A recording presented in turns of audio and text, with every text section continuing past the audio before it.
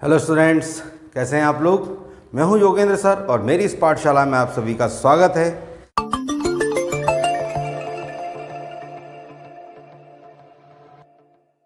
आज हम शुरू करने जा रहे हैं क्लास 10th एनसीईआरटी का एक बहुत ही इंपॉर्टेंट चैप्टर सर्कल्स यानी कि वृत्त।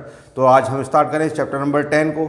लेकिन चैप्टर को स्टार्ट करने से पहले जिन स्टूडेंट्स ने हमारे चैनल को अभी तक सब्सक्राइब नहीं किया है वो चैनल को जरूर सब्सक्राइब कर लें और साथ ही साथ बेल आइकन को प्रेस करें ताकि आने वाले वीडियोस की नोटिफिकेशन उन्हें समय पर मिल जाए। तो चलिए शुरू करते हैं आज की क्लास। तो सबसे पहले तो हम ये समझें कि सर्कल क्या होता है। तो अगर मैं कोई एक फिक्स पॉइंट ले लेता हूं और इस फिक्स पॉइंट से इक्वल डिस्टेंस पर जितने भी पॉइंट्स होंगे उन पॉइंट्स को मिलाने वाली जो लाइन होगी उसे हम कहते हैं सर्कल। एक फिक्स पॉइंट, उस फिक्स पॉइंट से इक्वी डिस्टेंस पर जितने भी पॉइंट्स हो गए उनको मिलाने वाली लाइन को आप कहेंगे सर्कल। तो ये जो पॉइंट हमारा फिक्स पॉइंट है इसे हम कहते हैं सेंटर ऑफ सर्कल। इसे हम कहते हैं सेंटर ऑफ सर्कल, जिसको हम किससे रिप्रेजेंट करते हैं, ओ से रिप्रेजेंट करते हैं। ओ को आप कहते हैं ओरिजिन। जो सर्कल होता है इसे इस फॉर्म में लिखा जाता है COR, यानी कि ऐसा सर्कल जिसका सेंटर O है और जिसकी रेडियस R है उसे हम क्या कहेंगे, सर्कल। अब यहां पर देखिए ये हो गया हमारा ओरिजिन जिसे हम किससे प्रेजेंट करते हैं, O से।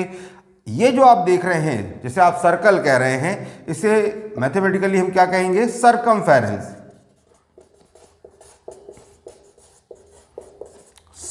सरकमफेरेंस ऑफ सर्कल यानी कि वृत्त की परिधि। और इसकी वैल्यू आपको पता है ये कितनी होती है, 2πr।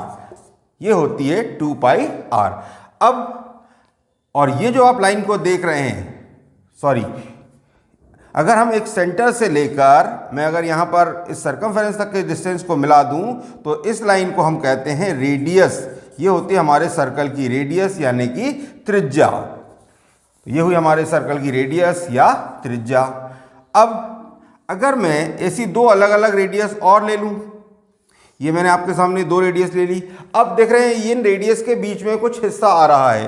तो रेडियस के बीच में एक ये बड़ा वाला हिस्सा भी आ रहा है, ये छोटा हिस्सा भी आ रहा है। तो रेडियस के बीच आने वाले हिस्से को हम इस कहते हैं सेक्टर।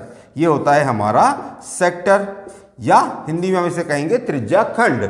तो देखिए आप ये छोटा वाला हिस्सा है इसे हम कहेंगे माइनर सेक्टर और इसके अपोजिट जो बड़ा हिस्सा है इसे क्या कहेंगे, मेजर सेक्टर। तो ये हुआ हमारा सेक्टर, इसे आप क्या कहेंगे, त्रिज्या खंड या सेक्टर। अब अगर मैं सर्कल पर किन्हीं भी दो पॉइंट्स को मिला दूं, सर्कल पर जब मैं किन्हीं दो पॉइंट्स को मिला देता हूं तो इनको मिलाने वाली इस लाइन को हम कहते हैं कॉर्ड यानी कि जीवा। ये होती है हमारे सर्कल की कॉर्ड या जीवा। और अब देख रहे हैं आप इस सर्कल की कॉर्ड के और सर्कल के बीच में कुछ हिस्सा बन रहा है। तो सर्कल की जो कॉर्ड और सर्कल के बीच का हिस्सा देख रहे हैं, एक तरफ तो ये छोटा भाग बन रहा है, दूसरा तरफ का हिस्सा कैसा है, बड़ा है। तो इस मतलब कॉर्ड के और सर्कल की सरकमफेरेंस के बीच के हिस्से को हम बोलते हैं सेगमेंट। ये कहलाता है हमारा सेगमेंट। तो ये जो छोटा सा हिस्सा आपको दिखाई दे रहा है इसे आप क्या कहेंगे, माइनर सेगमेंट, और बड़े हिस्से को आप क्या कहेंगे, मेजर सेगमेंट। इसी तरीके से अगर मैं सर्कल पर दो पॉइंट्स ले लूं, समझिए ये पॉइंट P एंड Q है, तो इस कंडीशन में ये जो लाइन होगी मेरी इसे हम क्या कहेंगे, PQ आर्क। तो ये चूंकि छोटा पार्ट है तो इसे आप क्या कहेंगे, माइनर आर्क। ये छोटे हिस्से को आप क्या कहेंगे, माइनर आर्क। और इसके अपोजिट Q to P अगर हम बात करेंगे तो वो क्या होगा, हमारा मेजर आर्क। यहां पर आपने देखा माइनर सेक्टर, मेजर सेक्टर को यहां पर आपने देखा माइनर सेगमेंट और मेजर सेगमेंट को। इस तरीके से आपने यहां पे समझा माइनर आर्क और मेजर आर्क को। देखिए अब आपने सर्कल के सेंटर से लेकर सरकमफेरेंस तक का डिस्टेंस देखा तो इसे हमने क्या कहा था, रेडियस। दो पॉइंट्स को मिला दिया तो इसे हमने क्या कहा है, इसको हमने कहा कॉर्ड।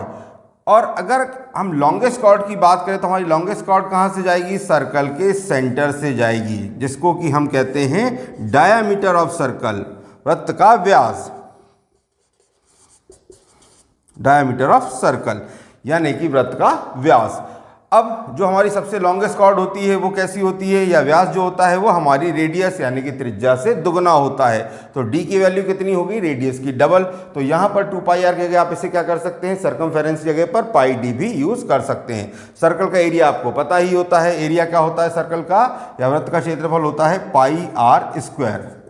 अब देखिए अगर मैं, ये तो मैंने आपको बता दिया कॉर्ड, ऐसी कॉर्ड बता दी जो आपको क्या हो रही है, सर्कल को टच कर रही है। अब अगर एक ऐसी लाइन को इमेजिन करें जो सर्कल को 2 पॉइंट्स पर इंटरसेक्ट करते हुए जाए, सपोज कीजिए कि वो पॉइंट M एंड N पर इंटरसेक्ट कर रही है, तो उस कंडीशन में मान लीजिए इस लाइन का नाम L है, M और N पर इंटरसेक्ट कर रही है, तो लाइन जो L होगी इसको हम कहेंगे सीकेंट। लाइन L क्या होगा हमारा, सीकेंट होगा, और MN हमारा क्या होगा, कॉर्ड होगा। MN को हम क्या कहेंगे, कॉर्ड कहेंगे। लाइन L को क्या कहेंगे, सीकेंट कहेंगे। तो ये बातें आपको ध्यान रखनी है। अब इनसे रिलेटेड हम एक्सरसाइज के क्वेश्चंस को देख लेते हैं। तो चलिए शुरू करते हैं एक्सरसाइज 10.1 को। सर्कल के इन पार्ट्स को समझते समझते हम एक इंपॉर्टेंट पार्ट को छोड़ चुके हैं, भूल चुके हैं, तो पहले उसे समझ लेते हैं। देखिए, अगर कोई एक लाइन ऐसी है जो सर्कल को टच करती हुई जा रही है, मान लीजिए पॉइंट ये हमारे पास में है Q है, इस पॉइंट पर ये लाइन क्या कर रही है, टच कर रही है। लाइन का नाम कुछ भी दे दीजिए, XY लाइन हो गई है, जो कि पॉइंट Q पर क्या कर रही है, सर्कल को टच कर रही है, या आप कह सकते हैं कि इस पॉइंट सिंगल एक पॉइंट पर इंटरसेक्ट कर रही है। तो इस लाइन को हम कहते हैं टेंजेंट। ये होती है हमारी टेंजेंट। इसी से रिलेटेड बातों को हम इस एक्सरसाइज में समझने वाले हैं। एक्सरसाइज को समझने के पहले हमें इससे रिलेटेड 2 इंपॉर्टेंट थ्योरम्स को समझना है। तो पहले थ्योरम्स को समझते हैं, फिर स्टार्ट करते हैं एक्सरसाइज। चलिए देखते हैं। तो हमारी पहली थ्योरम है, the tangent at any point of a circle is perpendicular to the radius through the point of contact. मतलब जो रेडियस पॉइंट ऑफ कॉन्टेक्ट हमारी जो टेंजेंट होगी, उसका जो पॉइंट ऑफ कॉन्टेक्ट पे बनने वाली रेडियस जो होगी वो कैसी होगी, उसके परपेंडिकुलर होगी। तो इसको हम समझें। अगर हम एक सर्कल, इस तरीके का एक सर्कल बना लें जिसका सेंटर O है, ठीक है, और एक टेंजेंट में बना रहा हूं यहां पर जिसका नाम XY है, और ये पॉइंट P पर हमारे सर्कल को क्या कर रही है, टच कर रही है। तो हमें बताना है कि ये जो लाइन होगी, मतलब हमारा जो OP होगा, ये परपेंडिकुलर होगा XY पर। तो इसके लिए हम मान लेते हैं कि चलिए इसको कहीं और बाहर भी मिला दें हम इस पॉइंट को। एक पॉइंट हम इस तरीके से ले लेते, Q ले लेते। अब आप देख रहे हैं यहाँ पर जो OQ की जो वैल्यू है वो कैसी है, OQ हमारे पास कैसा, OP से ग्रेटर है। क्यों ग्रेटर है, क्योंकि OQ कैसा है, सर्कल से आउटसाइड है। OP पॉइंट जो है वो कैसा है, हमारी सर्कल की सरकमफेरेंस तक पर है। अब अगर आप इस तरीके की और भी अदर लाइंस बनाते जाएं तो आपको देखेंगे सबसे जो छोटा डिस्टेंस होगा, शॉर्टेस्ट डिस्टेंस कौन सा होगा, वो होगा हमारा O से लेकर P तक का। तो और आपको ये पता है कि शॉर्टेस्ट डिस्टेंस कैसा होता है, वो लाइन पर परपेंडिकुलर होता है। तो उस कंडीशन में हमारा OP कैसा होगा, परपेंडिकुलर होगा किस पर, इस लाइन XY पर, मतलब हमारी टेंजेंट XY पर। तो इसका हमने क्या समझा कि जो हमारी ये रेडियस OP है, ये पॉइंट ऑफ कॉन्टेक्ट पर जो टेंजेंट हमारी, ये टेंजेंट जो आपको दिखाई दे रही है, इसके पॉइंट ऑफ कॉन्टेक्ट पर कैसी है, परपेंडिकुलर होगी। मतलब यहाँ बनने वाला एंगल कितना होगा, 90 डिग्री का। अब इससे रिलेटेड क्वेश्चंस को हम सॉल्व करते हैं।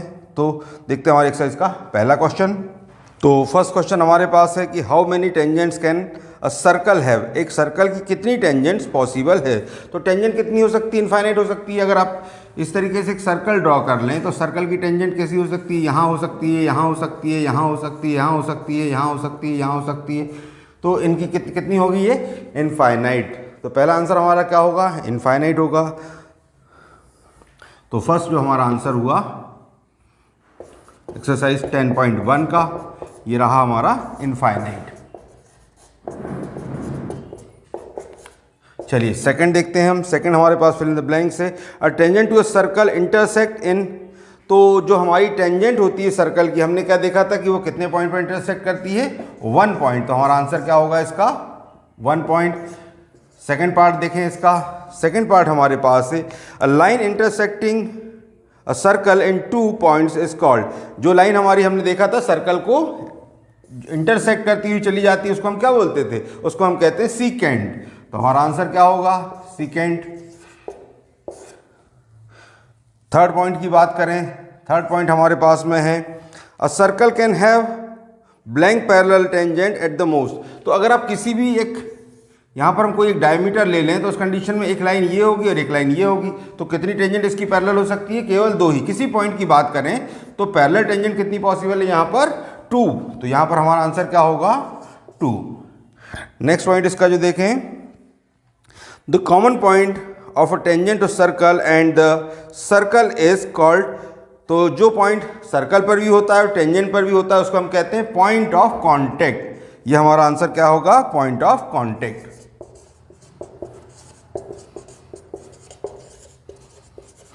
तो ये थे हमारे ब्लैंक्स। अब देखते हैं हमारा क्वेश्चन नंबर 3। तो क्वेश्चन नंबर 3 हमारे पास है a tangent PQ at a point P of circle of radius 5 cm meets a line through the center O at a point Q so that OQ equals 12 cm length PQ find करना है आपको। मतलब एक circle हो गया हमारा। अब इस सर्कल पर एक पॉइंट हमारे पास में क्या है, ये है पॉइंट P और ये हो गया हमारा O। अब ये अगर हम बात करें बाहर एक किसी पॉइंट की OQ की बात करते हैं तो उस कंडीशन में OQ की वैल्यू हमें कितनी दी हुई है, 12 सेंटीमीटर दी हुई है और ये लाइन हमें PQ की लेंथ हमें बताना है। अच्छा, ये हमें पता है कि जो हमारी टेंजेंट होती है वो कैसी होती है, पॉइंट ऑफ कांटेक्ट की रेडियस पर परपेंडिकुलर होती है। इसकी वैल्यू हमें दी है कितनी, 5 सेंटीमीटर। ये कितना दिया है हमें, 5 सेंटीमीटर। तो यहाँ बनने वाला ट्राइंगल क्या हो गया हमारा, राइट एंगल ट्राइंगल हो गया। तो हम यहाँ पर किसका यूज करेंगे, पाइथागोरस थ्योरम का। तो क्या थी हमारी पाइथागोरस थ्योरम, पाइथागोरस थ्योरम कहती है कि किसी भी राइट एंगल ट्राइंगल में जो हाइपोटेनस होती है इसका स्क्वायर किसके इक्वल होता है, उसकी बची हुई रिमेनिंग दो साइड्स के स्क्वायर के इक्वल। मतलब जो हमारा h का स्क्वायर होता है ये किसके परपेंडिकुलर और बेस के स्क्वायर्स के सम के इक्वल होता है। ये हमारी पाइथागोरस थ्योरम, हम इसको यहाँ यूज़ करें तो यहाँ पर जो हमारी हाइपोटेनस क्या हुई, OQ हुई। तो हम यहाँ लिखेंगे इस OQ का square equals OP square plus PQ का स्क्वायर। देखिए अब OQ की वैल्यू हमारे पास कितनी है, 12। तो यहाँ पर हुआ 12 का स्क्वायर। OP की वैल्यू हमारे पास है 5 का स्क्वायर प्लस यहाँ पर हुआ PQ का स्क्वायर। अब देखिए 12 का स्क्वायर होता है 144, 5 का स्क्वायर हुआ 25 प्लस PQ स्क्वायर। तो 144 माइनस 25 कर दीजिए इक्वल PQ स्क्वायर। मतलब हमारे पास जो PQ की वैल्यू आई ये कितनी आई, अंडर रूट, इसका आंसर कितना आया 119। तो PQ हमारे पास आया 119। क्या बात है सर, क्या बात है सर, क्या बात है ये। चलिए देखते हैं इसका नेक्स्ट सम। हमारा नेक्स्ट सम एक्सरसाइज का और आज की क्लास का last sum, question number 4। Draw a circle and 2 lines parallel to given line such that one is the tangent and the other is secant of circle. मतलब हमें एक circle दिया है, एक लाइन दी हुई है, ये हुआ हमारा सर्कल और एक कोई ये लाइन दी हुई है। अब हमें क्या करना है, इस लाइन के पैरेलल 2 लाइंस ड्रॉ करनी है जो कि कैसी होगी, सर्कल की, एक होगी सीकेंट और एक होगी टेंजेंट। तो यहाँ पर आप कोई पॉइंट ले लीजिए, सपोज कि ये पॉइंट P हो गया। तो आपको क्या करना है, इस लाइन से पैरेलल लाइन ड्रॉ करनी है जो कैसी जाएगी, पॉइंट P से होती हुई जाएगी। तो ये लाइन होगी हमारी टेंजेंट। साथ ही साथ आप क्या करेंगे, एक लाइन और ड्रॉ करेंगे जो क्या होगी, सर्कल को इंटरसेक्ट करती हुई चली जाएगी। तो ये होगी हमारे सर्कल की क्या, सीकेंट। तो ये हुआ हमारा सीकेंट और ये हुआ हमारा टेंजेंट। तो ये था हमारी एक्सरसाइज का और आज की क्लास का लास्ट सम। आई होप आपने क्लास को एंजॉय किया होगा। अगर आपको ये आज का वीडियो पसंद आता है तो इसे लाइक करें, दोस्तों के साथ शेयर करें, चैनल को सब्सक्राइब जरूर करें। Thank you.